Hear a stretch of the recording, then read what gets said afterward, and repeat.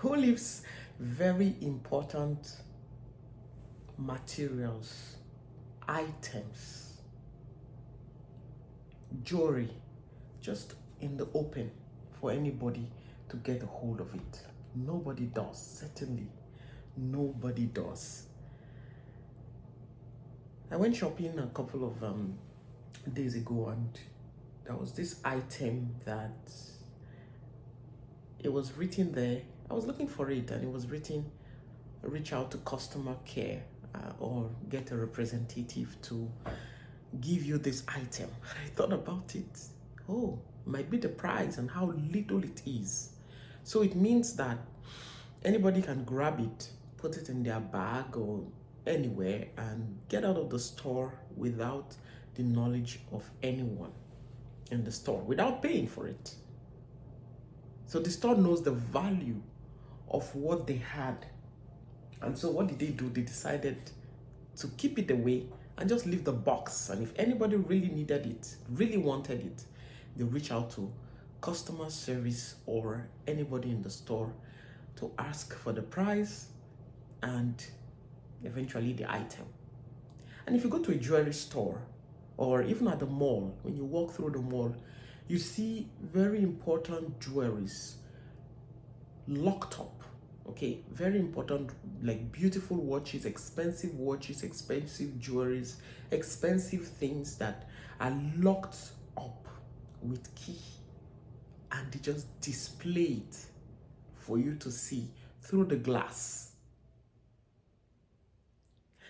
As we look at these things that we see out there in the mall and how people keep these treasures, even in the museums, you see very rare items locked up and people cannot touch them, you can only see them.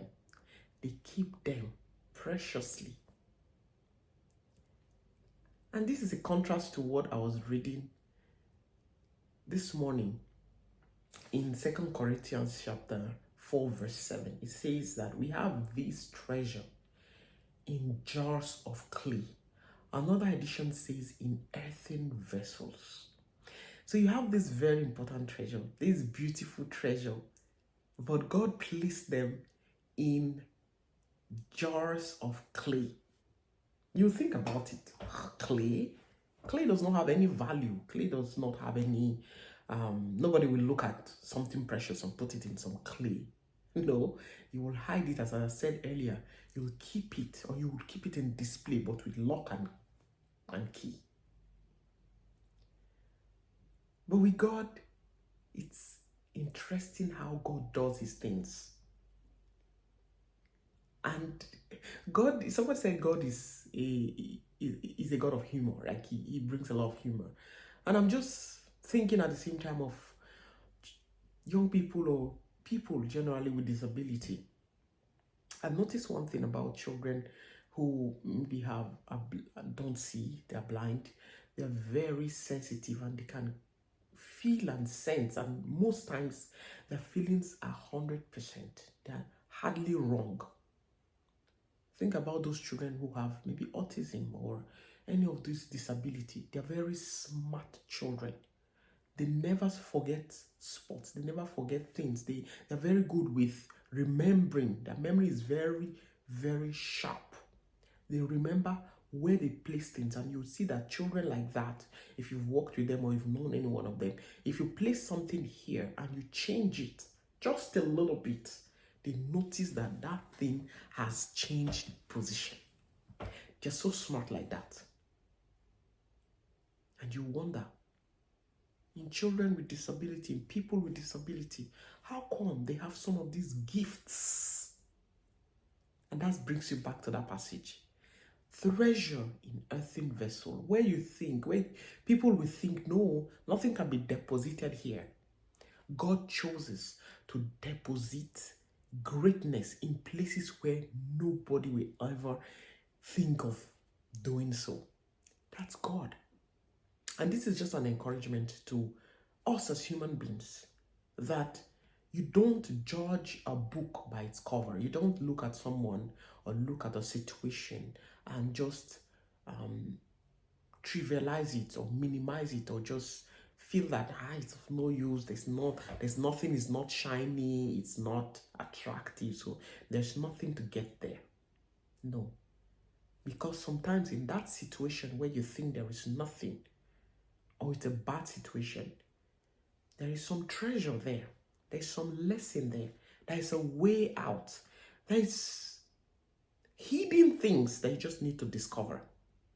We have this treasure in hidden, in earthen vessel or in jars of clay. So what's your own jar of clay? What are you going through right now? People may not see the value of what you're going through right now. You may not even see the value of what you're going through right now. But God does.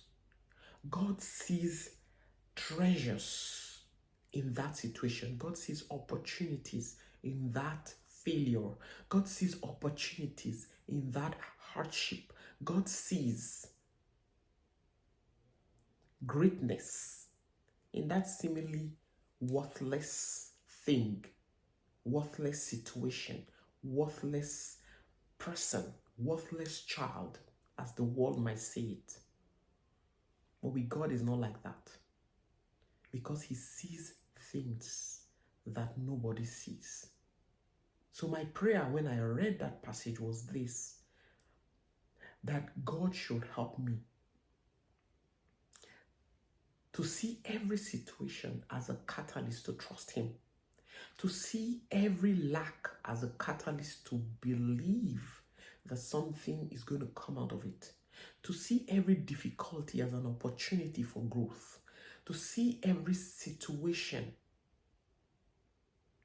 as a condition for him to come and act, as an invitation for him to take control.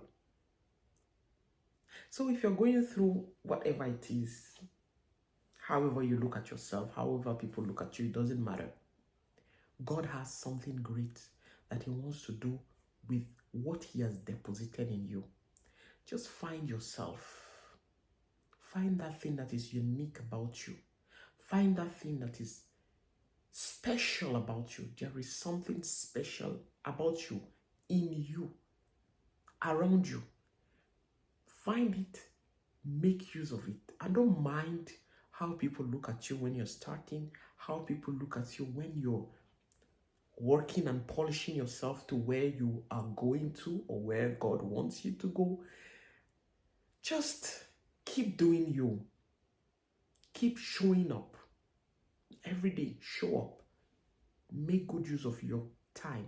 Make good use of the opportunities around you. Make good use of the lack around you. Because if you're able to solve a problem, I'm telling you, 1,001 million people have the same problem and don't have a solution. The fact that you have a problem, if you're able to find a solution to that problem, you have definitely gotten freedom.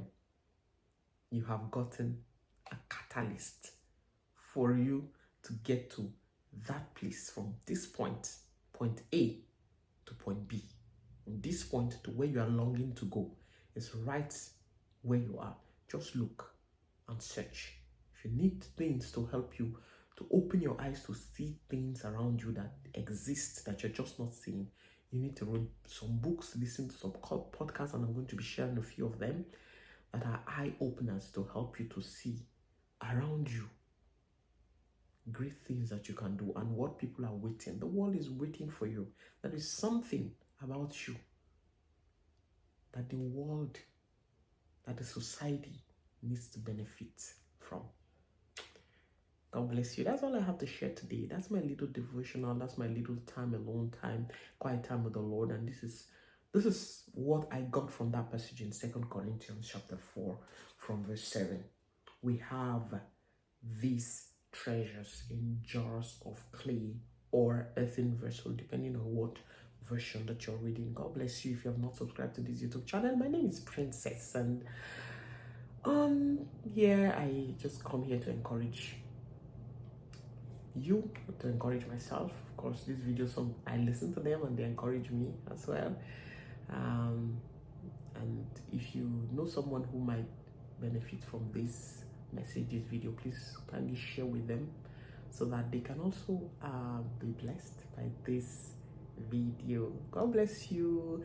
Thank you so much for all my subscribers, all our subscribers on this channel. And if you're finding us for the first time, don't forget to subscribe, like, share, and share your comment. What do you learn?